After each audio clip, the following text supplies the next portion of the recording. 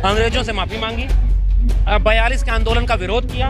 अचानक से उन लोगों ने राम मंदिर आंदोलन को एक मुद्दा बनाया और मंडल के विरोध में कमंडल का आंदोलन शुरू किया। राम मंदिर के नाम पर उन्होंने उस तरह का फैसला भी इस देश में करवा लिया कि आज राम मंदिर का फैसला सुनाने वाला जज कल जाकर के राज्यसभा में शपथ ले रहा। आज वो कह रहे हैं कि 4.5 लाख नौकरी दी, वादा था 70 लाख नौकरी देने का, और झूठ आंकड़ा बोल रहे हैं 4.5 लाख नौकरी दी। और वो भी नौकरी कैसी दी? 69,000 शिक्षक भर्ती घोटाले की तरह। तो जो काम नहीं कर पाए वो, अब उनके पास विकल्प भी कुछ नहीं बचा है कि अभी अयोध्या झांकी है, मथुरा काशी बाकी। कि क्या फिर से वो दंगाई अपने बच्चों को दंगाई बनाना चाहते हैं? मथुरा और काशी के लिए वो मंदिर बनवाने के लिए लड़ेंगे कि उनका रोजगार छिन गया? और स्टालिन जैसा एक मुख्यमंत्री बनता है जो ये दिखाता है कि सामाजिक न्याय की सरकार चलाई कैसे जाए। उत्तर प्रदेश में भी सपा और बसपा में उसी दौर में मिले मुलायम कांशीराम हवा हो गए जय श्री राम, ये सब करके दिखाया था। तो जो योगी आदित्यनाथ है उसके ऊपर 1.5 दर्जन मुकदमा था, और जो प्रचलित था इस बात के लिए कि कब्र से उठा करके मुस्लिमों का बलात्कार करेंगे। वो व्यक्ति जब मुख्यमंत्री बनता है तो अपना मुकदमा खुद वापस ले लेता है। केशव प्रसाद मौर्य जो डिप्टी सीएम बनता है उसके ऊपर मुकदमे थे, वो वापस ले लिए। तो दंगाई लोग सरकार में आ गए और बुलडोजर चलवाने लगे, पुलिस दंगाई बन गई।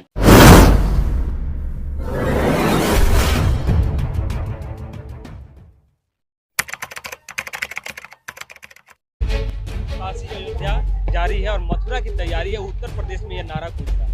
देखिए, उत्तर प्रदेश एक देश का ऐसा प्रदेश है जो सीटों के लिहाज से सबसे बड़ा प्रदेश है। वहाँ लोकसभा की भी 80 सीटें, 403 विधानसभा की सीटें हैं। दूसरी बात ये कि उत्तर प्रदेश राजनीतिक तौर पर बहुत जागरूक और सजग लोगों का प्रदेश भी है। वहाँ तमाम तरह के सामाजिक आंदोलन, सांस्कृतिक आंदोलन भी चले हैं, और राजनीतिक तौर पर भी बहुत सक्रिय हस्तक्षेप तमाम पार्टियों का रहा है। और तीसरा मसला उत्तर प्रदेश को लेकर के ये है कि उत्तर प्रदेश में ही राम मंदिर भी, अयोध्या भी है, मथुरा भी है, काशी भी है। तो इस पूरे सवाल को लेकर के यह बहुत स्वाभाविक सा एक पक्ष बन जाता है कि चुनाव तो देश भर में होते रहते हैं। चुनाव एक रूटीन प्रक्रिया है, चुनावों के साथ चीज़ें चलती रहती हैं, लेकिन उन चुनावों के बीच में जब भी उत्तर प्रदेश के चुनाव की बात आती है, जब भी उत्तर प्रदेश में चुनाव होता है, तो अचानक से आप देखेंगे कि पूरे देश को हिंदू मुस्लिम के नाम पर बरगलाने की कोशिश की जाती है। यह कोशिश 1990 में शुरू कर दी गई, जब 1990 में देश भर में मंडल आंदोलन की एक हवा चल रही थी। मान्यवर कांशीराम सैकड़ों रैलियां कर रहे थे और नारा लगा रहे थे कि मंडल कमीशन लागू करो वरना कुर्सी खाली करो। संयुक्त मोर्चा की सरकार बन रही थी, उसमें तमाम समाजवादी धड़े उस सरकार को बनाने में, दिल्ली की सरकार को बदलने और बनाने में भूमिका निभा रहे थे। दूसरी तरफ मंडल कमीशन की अनुशंसाओं को लागू करने की पूरी कवायद चल रही थी। उनके घोषणा पत्र में था कि वो मंडल कमीशन लागू करेंगे, यानी इस देश की आधी आबादी को उनके हिस्से का हक, हुकूक और न्याय मिलेगा। इस सब के साथ अचानक आप देखेंगे कि विश्व हिंदू परिषद, बजरंग दल और पुराना संगठन जो कभी आज़ादी की लड़ाई में शामिल नहीं रहा, जिसके नायकों ने हिंदूवाद का नाम लेकर के, हिंदू राष्ट्र बनाने का नाम लेकर के, हिंदुत्व पर किताब लिख करके अंग्रेजों से माफी मांगी, 42 के आंदोलन का विरोध किया। अचानक से उन लोगों ने राम मंदिर आंदोलन को एक मुद्दा बनाया और मंडल के विरोध में कमंडल का आंदोलन शुरू किया।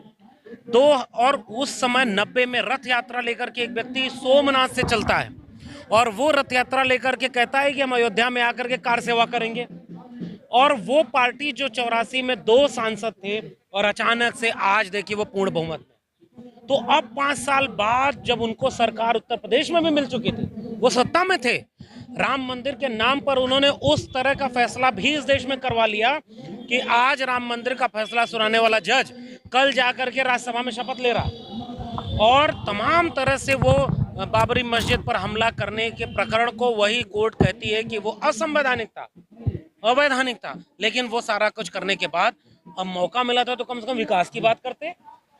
5 साल में भाजपा के मैनिफेस्टो में लिखा था कि सरकार बन जाएगी तो 70 लाख नौकरियां देंगे, लोगों को आय बढ़ाएंगे, किसानों की आय C2+50, और उसके बाद फिर उनकी आय दुगनी करना, किसानों को अलग करेंगे, महंगाई कम करेंगे। बहुत हुई महंगाई की मार। अब की बार मोदी सरकार का नारा 2014 में लगा था, 14 में 2 करोड़ रोजगार देने की बात की थी, 15 लाख रुपया देने की बात करती, तमाम नारे दिए। वो बेच रहे हैं भारत को। मैं चैन से कैसे सो जाऊं, सौगंध मुझे इस मिट्टी की, मैं देश नहीं बिकने दूंगा। और कंटिन्यू आप देखेंगे देश के सभी पब्लिक सेक्टर यूनिट्स को बेचा जा रहा है। अब इसके बाद जब चुनाव 2022 में वो लड़ने जा रहे हैं तो 5 साल उनको उत्तर प्रदेश में शासन करने का मौका मिल चुका था और लगभग 7 साल केंद्र में हो चुका है। होना ये चाहिए कि वो सरकार अपना एक घोषणा पत्र की तरह से एक पत्र जारी करे कि देखो हमने इतना रोजगार दिया। आज वो कह रहे हैं कि 4.5 लाख नौकरी दी, वादा था 70 लाख नौकरी देने का और झूठ आंकड़ा बोल रहे हैं 4.5 लाख नौकरी दी। और वो भी नौकरी कैसी दी? 69,000 शिक्षक भर्ती घोटाले की तरह दी, जिसमें ओबीसी को आरक्षण 3.8%, दलितों का भी आरक्षण उसमें पूरा नहीं है। तो जो काम नहीं कर पाए वो, अब उनके पास विकल्प ही कुछ नहीं बचा है कि अभी अयोध्या झांकी है, मथुरा काशी बाकी। अब इस उत्तर प्रदेश की जनता को चुनना है कि क्या फिर से वो दंगाई अपने बच्चों को दंगाई बनाना चाहते हैं। मथुरा और काशी के लिए वो मंदिर बनवाने के लिए लड़ेंगे कि उनका रोजगार छिन गया, उनकी शिक्षा को बेच दिया गया नई शिक्षा नीति के तहत। रोजगार शिक्षा का फर्क कहाँ पड़ रहा है? किसी को सब तो तैयार है सर। सब तैयार है अगर तो उनको काशी और अयोध्या और मथुरा का बात करना सफल है। एक चीज और आपने कहा कि 1990-91 के जो दौर होता है उत्तर प्रदेश के राजनीति में बदलाव आता है, मंडल कमीशन और मॉडल कमीशन जो आंदोलन चलता है, लेकिन उसके बावजूद भी वहाँ पे कहीं ना कहीं धर्म प्रभावित करता है लोगों को, बीजेपी को आज सत्ता में बैठा दिया। तो क्या वजह रहा कि समाजवादी लोग फेल हो गए इन सब? नहीं, देखिए फेल और पास होना देखिए इस देश में राजनीति में लगातार चलता चला आया है। कई बार घोषणा की जाती है कम्युनिस्ट फेल हो गए, पता चलता है फिर चुनाव जीत जाते हैं।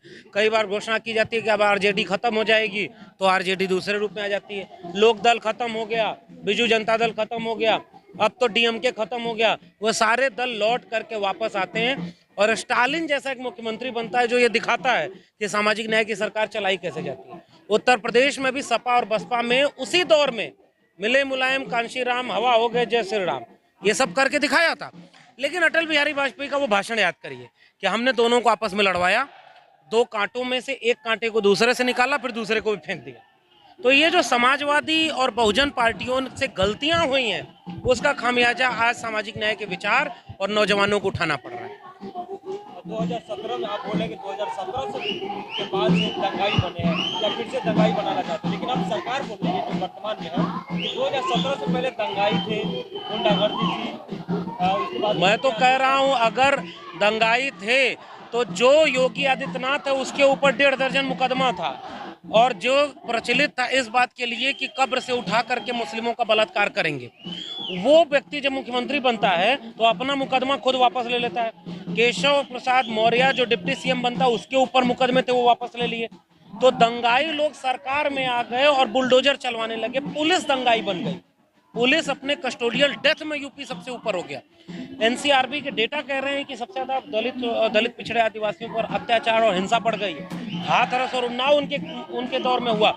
लखीमपुर खीरी में गाड़ी चढ़वा दी किसानों के ऊपर।